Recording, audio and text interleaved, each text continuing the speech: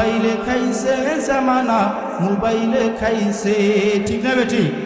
জামানা মোবাইলে খাইছে, জামানা মোবাইলে খাইছে। ওরে অল্প বয়সের পোলা মাইয়া প্রেমে জড়াইছে, জামানা মোবাইলে খাইছে, জামানা মোবাইলে খাইছে। ঠিক কিনা বলেন? রেডিও থুইয়া ট্যাপ আইলো, ট্যাপ থুইয়া টিভি, টিভি থুইয়া মোবাইল আইলো, যা খুশি তা পাবি।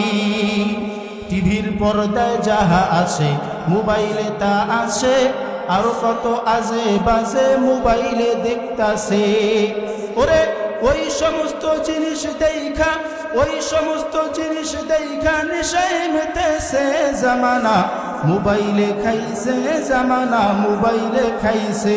কথা বলেন ঠিক কিনা? এটাই হলো বাস্তব চিত্র। শুধু তাই নয়, নিজের টাকায় মোবাইল কিনা হইছে রে বেঈমান, দূরে থাইকা কাছে বলছে পাইছি রে প্রমাণ। আছে না নাই?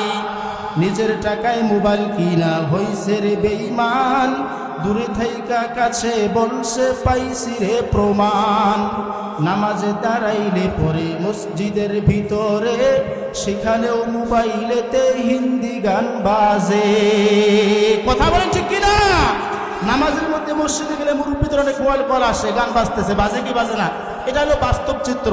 ওরে ছোট বড় সবাই রেহাই, ছোট বড় সবাই রেহাই, মোবাইলের রোগে ধরেছে, জামানা মোবাইলে খাইছে, জামানা মোবাইলে খাইছে। অল্প বয়সের পোলা মাইয়া চশমা লাগাইছে, কারণ চোখের জ্যোতি আস্তে আস্তে কমে যাচ্ছে যে। আগে খেলাধুলা করতে গেছে খেলারি মাঠে, এখন খেলে মোবাইল দিয়া ফ্রি ফায়ারে। আছে না নাই? আজ আমাদের সমাজের মধ্যে যুবক ভাইরা চিপায় চাপায় মোবাইলে ব্যস্ত। আছে না নাই? এটাই বাস্তব কথা। এটার কারণ কি? 2 নাম্বার কারণ আমি আপনাকে বুঝাইতে চাইলাম। আজ আমাদের সমাজের মধ্যে চতুর্থ গুনাহ। 1 নাম্বার কারণ হলো মোবাইল, 2 নাম্বার কারণ হলো টিভি। ঠিক কিনা বলেন? আগে খেলাধুলা করতে গেছে খেলারি মাঠে, এখন খেলে চিপায় চাপায় ফ্রি ফায়ারে। ওরে গেমস খেলে ফেসবুক দেখে, গেমস খেলে ফেসবুক দেখে জাতির চক্ষু জেগেছে, জামানা মোবাইলে খাইছে, জামানা মোবাইলে খাইছে। আওয়াজ দিল ঠিক কিনা?